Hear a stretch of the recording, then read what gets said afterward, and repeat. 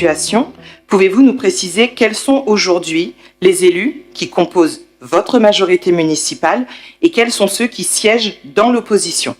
Cela nous paraît important dans un souci de clarté, de transparence démocratique et de bonnes informations des habitants. Je vous remercie.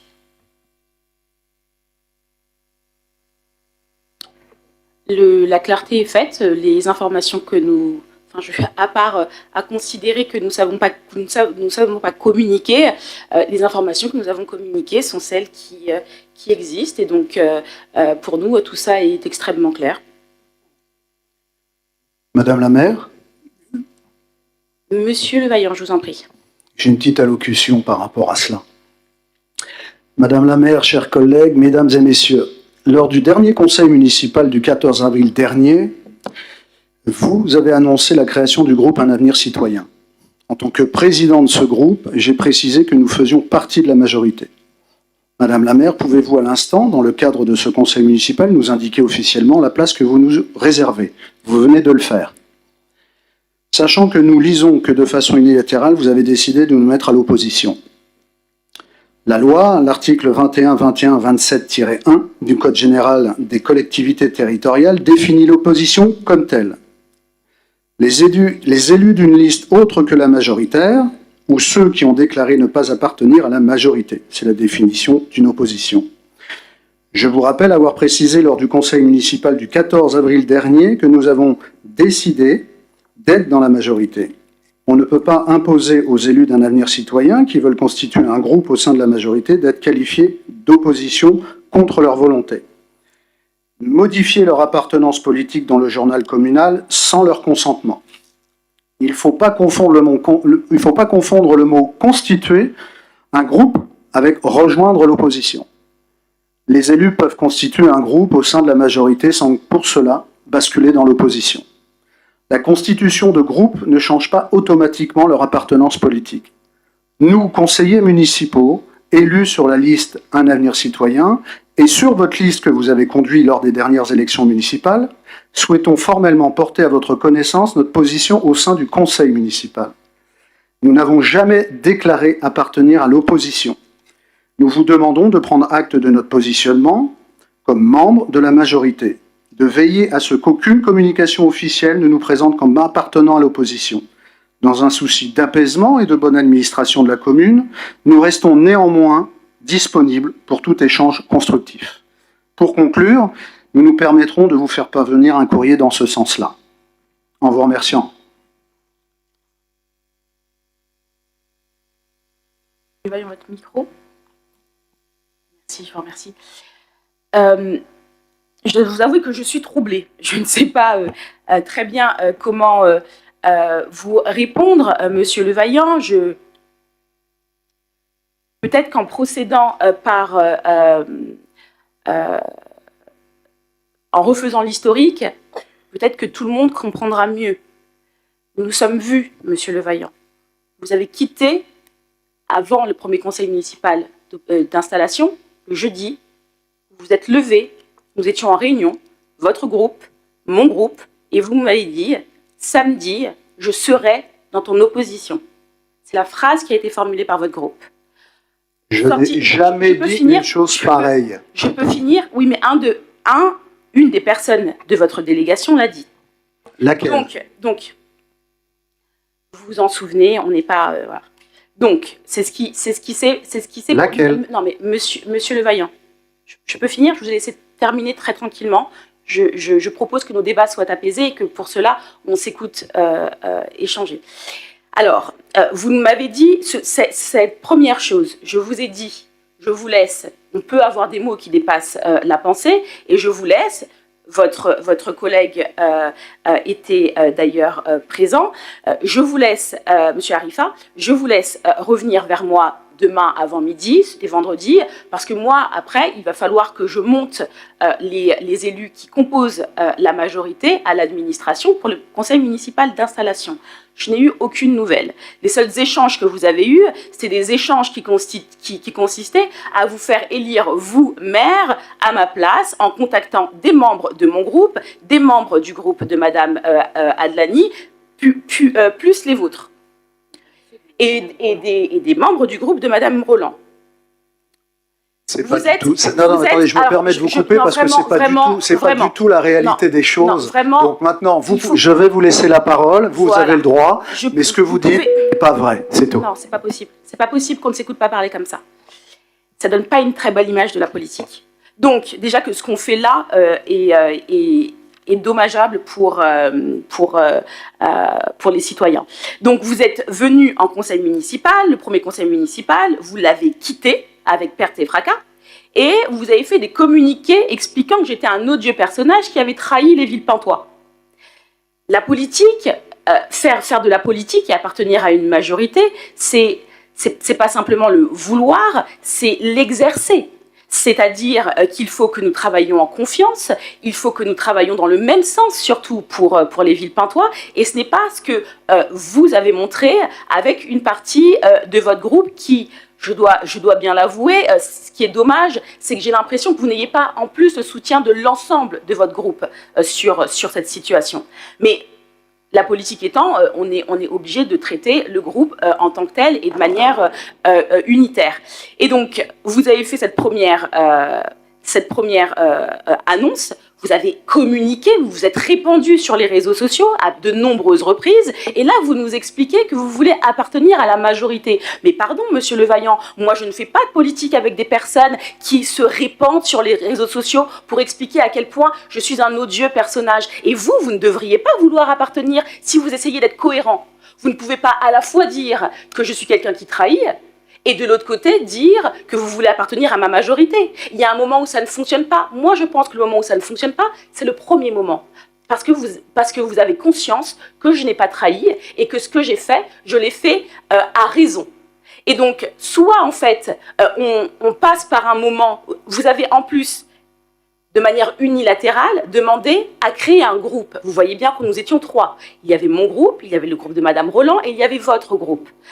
Avec Madame Roland, nous formons un seul groupe. Il n'y a pas 3 groupes, il n'y a pas 2 groupes de la majorité, il n'y en a qu'un.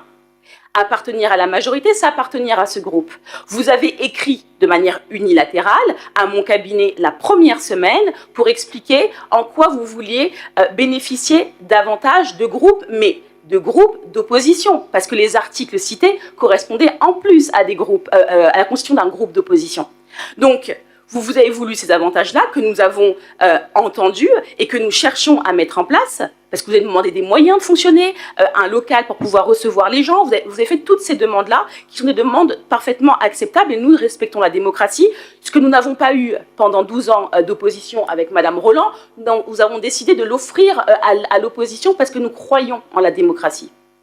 Donc, ce que j'essaye de vous dire, c'est qu'on ne peut pas faire des discours dans les coulisses et caméra allumée, dire qu'on ne comprend pas la situation. Chaque fois que ça a été tendu, chaque fois qu'il a été décidé d'écarter nos groupes l'un de l'autre, c'était à votre initiative.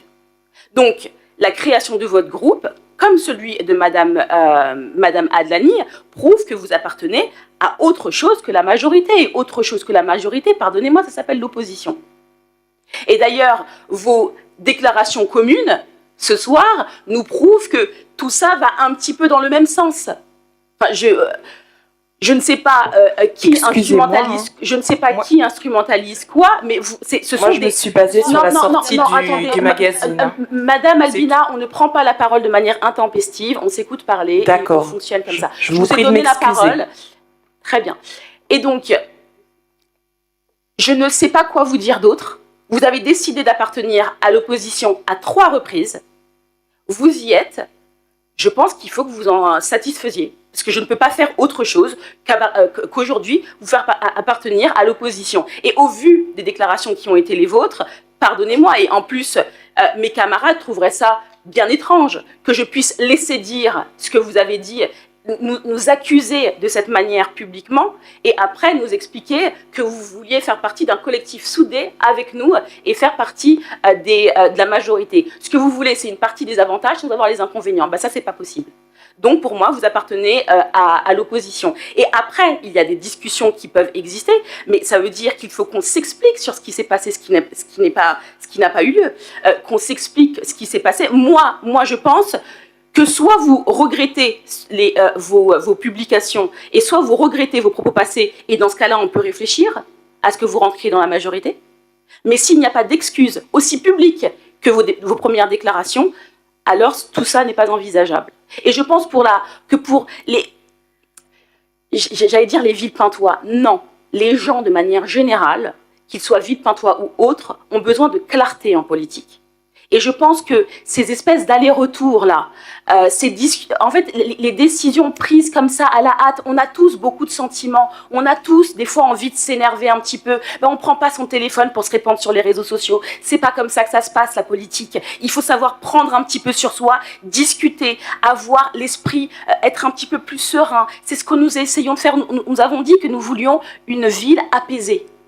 Être apaisé, c'est aussi ça. C'est savoir prendre du recul. C'est savoir agir contre ces pulsions, les premières pulsions qu'on peut avoir. Tout le monde a envie de dire plein de choses, mais vous imaginez si chaque fois que quelqu'un ici, ou dans le public, ou n'importe où, ressentait quelque chose, il s'amusait à faire des grandes déclarations sur les réseaux sociaux, et il s'amusait à se filmer et à faire des vidéos, ça serait pas très sérieux. Et en tout cas, moi, je considère que c'est une manière de faire de la politique qui n'est pas très sérieuse. Donc moi, je m'en arrêterai là. Je vous laisse prendre la parole si vous le souhaitez, mais moi, je ne peux pas vous dire autre chose que j'aime le sérieux en politique. Je demande à l'ensemble de ma majorité, de mes collègues, de respecter cette règle-là, qu'ils respectent avec grand plaisir, parce que nous sommes sur la même longueur d'onde. Donc, j'estime que je ne peux pas demander autre chose à d'autres personnes. Voilà. Deux petites choses, et on va conclure là-dessus. Je vous remercie d'ailleurs, Madame la maire, de me donner autant de pédagogie politique, déjà et d'une. De deux, vous avez répondu à ma question. Ma question, elle était très simple. Officiellement, on est dans l'opposition par rapport à vous. Tout le déroulé que vous avez énoncé, la majeure partie, il faudrait effectivement tout remettre dans son contexte, mais on ne va pas le faire. Et en 3, enfin en 4 même, aucune conciliation n'a été faite avec l'opposition, sachez-le. Et je pense que vous pouvez le confirmer. Absolument. Je me permets du coup de reprendre la parole, puisque je confirme que notre groupe n'a eu aucun échange en fait avec le groupe de Monsieur Levaillant. Et je profite aussi pour du coup demander clarification, excusez-moi, hein, sans abuser. Pourquoi alors, dans ce cas-là, lors du conseil municipal du 14 avril, lorsque le groupe de Monsieur Levaillant s'est déclaré groupe au sein de la majorité, pourquoi en fait vous n'avez pas à ce moment-là démenti? Que s'est-il passé en fait entre du coup le 14 et le 28? J'ai essayé de nous épargner ce pathétique spectacle, c'est tout. Donc du coup, là, vous revenez en force, et ben on y va, on le fait. Et je trouve ça regrettable parce que je pense que tout le monde a compris ce qui s'est passé depuis des semaines. Vous avez besoin de ce spectacle. On ne fera pas de la politique comme ça. Je préfère le dire tout de suite, là. Les 7 années, là, on va faire de la politique, on a des sujets à traiter. Je veux qu'on en débatte de manière sérieuse. Mais le truc de dire, et qui est copain avec qui, et qui est l'autre, et qui est-ce que vous vous êtes disputé le 11 avril et le 3 décembre, stop. Stop, c'est pas ma manière de faire de la politique, que ça soit très clair. J'aime la politique sérieuse, on est là pour être sérieux et on n'est pas là pour débattre de qui a dit quoi et puis pourquoi l'autre. Si vous me parlez d'un sujet de fond, je vous réponds, Madame Albina, là c'est de la forme, c'est du commérage, je déteste le commérage. On va mettre fin à la politique du commérage qui a beaucoup trop duré dans cette ville. J'en ai vraiment, c'est le truc qui m'épuise en politique. Je ne supporte pas et les fake news, et les petits trucs, et puis l'autre a dit, et puis vous savez que je sais pas qui a dit que l'autre a... Ça me fatigue, ça m'épuise. Vous savez, moi, j'ai à la différence... j'ai une formation politique dont je suis assez fière, qui consiste à faire de la politique réellement. C'est-à-dire qu'on fait de la politique en partant par le bas, on s'intéresse à la population directement, c'est d'elle qu'on part pour faire tout ce qu'on fait. C'est ce que Jean-François Bayard, je vous invite tous à lire ce grand sociologue français, appelé la politique par le bas. C'est une manière de faire de la politique qui est très noble et qui permet de penser différemment que cette espèce de politique où on est entre nous, on se pense dirigeant et on se dispute un peu de pouvoir. C'est pas ça la politique. La politique, c'est pas du pouvoir, la politique, c'est faire. Et du coup, moi, je vous propose là d'arrêter ce débat et de commencer à faire, si je vous le permettez. On y va. Mais qu'est-ce que vous posez comme question?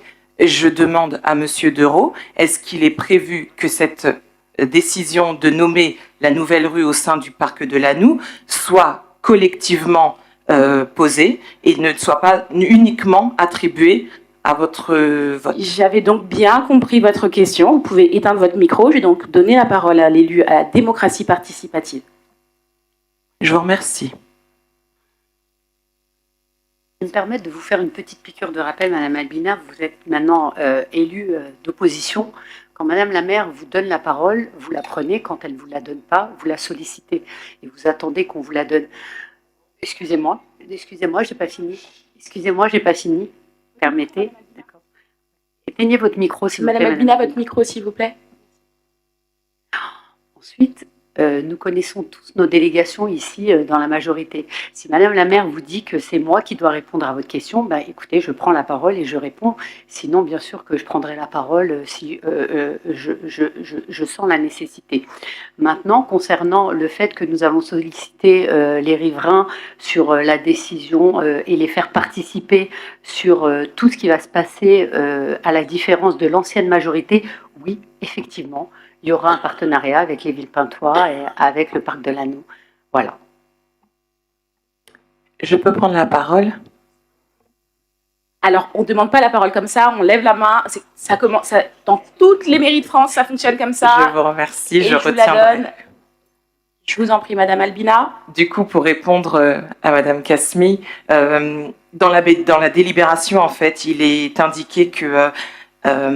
donc, il est demandé à l'Assemblée délibérante d'autoriser Madame la maire à dénommer la future voie. Et donc, vous ne faites pas mention d'une concertation avec les Villepintois. Voilà l'objet de mon intervention. Madame Kawadji. Kawadji. Vous avez vu, vous avez du mal à donner mon nom parce que je suis nouvelle. La plupart des gens d'ici sont nouvelles. Oui, Madame Kasmi, vous soufflez, mais n'oubliez pas que vous avez été plus de 10 ans au conseil municipal. Nous sommes des nouveaux. À la majorité, nous sommes des nouveaux. Donc, c'est bien de faire des leçons de morale. Oui, fais ci, fais ça. Mais vous pouvez nous expliquer gentiment. C'est notre troisième conseil municipal. Excusez-nous si on fait des erreurs. Appuyez, levez, excusez-nous. D'accord, Madame la maire, nous nous excusons, mais nous sommes nouveaux. Ne l'oubliez pas. Et nous méprisez pas. Ok, s'il vous plaît? Je vous remercie, Madame la maire. Je vous excuse. Et je vous rappelle que dans cette majorité aussi, il y a la quasi-totalité des élus sont nouvellement élus. Et le principe, c'est de respecter... Non, Madame Kawadji, justement, vous voyez, ça, c'est partie des règles que j'ai énoncées en début de conseil municipal. Il faut respecter les règles pour que ça fonctionne bien. C'est pas que vous ne comprenez pas et que vous n'arrivez pas parce que vous êtes nouvelle, c'est parce que vous voulez faire ce que vous voulez et prendre la parole quand vous le souhaitez. Prendre la parole, c'est pas très compliqué. Les enfants l'apprennent à l'école. Enfin, je veux dire, on veut prendre la parole, on lève la main, on donne la parole. C'est un truc assez simple. Ça ne relève pas de la fonction de l'élu. Je vous demande pas je ne vous ai pas opposé quelque chose sur des finances publiques là. Je vous demande juste de respecter la séance, enfin la tenue de cette séance. C'est pas plus difficile que ça. Ça ne requiert pas beaucoup de connaissances en matière, sur la vie d'un élu. C'est quelque chose d'assez simple qu'on apprend à l'école. C'est basique, ce que je demande. Donc, par exemple, quand on prend la parole, on demande la parole, je donne la parole, et quand j'ai donné la parole seulement, on appuie sur son micro. Vous voyez, ce que je peux faire de ma place, c'est couper les micros. C'est ce qui nous a été fait pendant 12 ans. Pendant 12 ans. On nous a coupé le micro. Je ne coupe jamais le micro. Je demande simplement que tout le monde respecte la police de séance et donc attendent que la parole lui soit donnée. Et vous voyez bien que j'accepte ce qu'on nous refusait à l'époque, c'est-à-dire les ping-pong. On parle, vous parlez, on parle, vous parlez. Nous, on avait le droit à une seule prise de parole et après, c'était terminé, la plupart du temps. Et on avait sur de nombreuses délibérations un temps chronométré. Vous voyez, tout ça existe dans le règlement intérieur que vous avez à côté, que vous avez à votre disposition, qu'on a voté il y a quelques temps. Et donc, la police de séance, c'est moi qui l'a fait. C'est ce que je vous demande. Donc, Madame Albina, la prochaine fois que vous souhaitez prendre la parole, vous attendez que je vous la donne pour appuyer sur votre micro, parce que vous appuyez sur le micro. Mais ne faites pas cette tête-là, Madame Albina, c'est vraiment pour que ça puisse fonctionner. Ça n'est contre personne, là. Je vous demande simplement de nous permettre de travailler dans de bonnes conditions. Et vraiment, je vous le dis, je le redis, je n'aime pas cette manière de faire de la politique. Ce que j'aurais voulu, c'est que nous parlions de fond. C'est que nous pinaillons pas sur des détails, sur qui prend la parole, comment on prend la... C'est pas ça, la politique. Vous voyez ce que je veux dire? Quand on parle de ça, est-ce qu'on parle des habitants? Non, on parle pas des habitants. Si je dis que la personne la plus habilitée à répondre à une question de démocratie participative, c'est l'élu à la démocratie participative, ça veut dire que c'est la meilleure personne à pouvoir répondre à cette question-là. Si la délibération est construite de cette manière-là, il faut interroger ceux qui étaient là par le passé, parce que en fait, ils n'ont pas permis la concertation. La concertation aurait dû être faite bien en amont. Nous, en fait, nous votons ça et par la suite, nous ferons la concertation. Vous pensez bien qu'on n'a pas décidé là, tout de suite, maintenant, de faire une concertation. On y a pensé, on avait décidé de la faire, mais elle interviendra après. Et dans toutes les délibérations qui seront impactantes comme ça, sur l'urbanisme notamment, nous allons concerter la population parce que c'est ce que, encore une fois, c'est ce que nous avons reproché à l'ancienne mandature. C'est pas pour nous faire la même chose. Vous voyez? Je vous donne la parole. Qui en premier? Non, j'ai pas donné la parole. Vos micros, s'il vous plaît. Qui en premier? Qui souhaite prendre la parole en premier? Madame Kawadji, Madame Albina? Madame Kawadji? Je prends, du coup. Je peux? Je vous remercie. Donc, je vous remercie pour ces leçons politiques. Et ensuite, donc, pour revenir au sujet, la question que j'avais posée concernait en fait la conclusion de la délibération qui indiquait que nous devions voter l'autorisation de vous donner en fait l'autorité pour dénommer la future voie. Madame Kasmi nous a répondu qu'une concertation sera effectuée. Nous vous en remercions. Du coup, est-ce que la délibération va être retravaillée? Là aussi, je pose la question, je débute. Pas du tout. Pas du tout, parce que... Alors, pas du tout. Alors, je vais expliquer. Pas du tout, parce que une fois que nous avons fait la concertation, les gens décideront de quelque chose. Rue Rose. Eh bien, une fois que la rue Rose sera décidée par la concertation, je nommerai la rue Rose. Et c'est ce que la délibération dit. Elle m'autorise à nommer, parce que de toute manière, au final, après la concertation, c'est moi qui dois décider, c'est moi qui dois faire un arrêté à envoyer à la préfecture pour nommer cette rue. Vous comprenez? Voilà. Madame Adlani? Madame Kawadji d'abord. Vous voulez plus? Madame Adlani. Oui, merci. Alors, je vais sans aucune polémique. Madame Albina pose une question sur la dénomination. D'ailleurs, effectivement, sur un désenglavement nécessaire dans le parc de l'Anouk qui a été trop enclavé.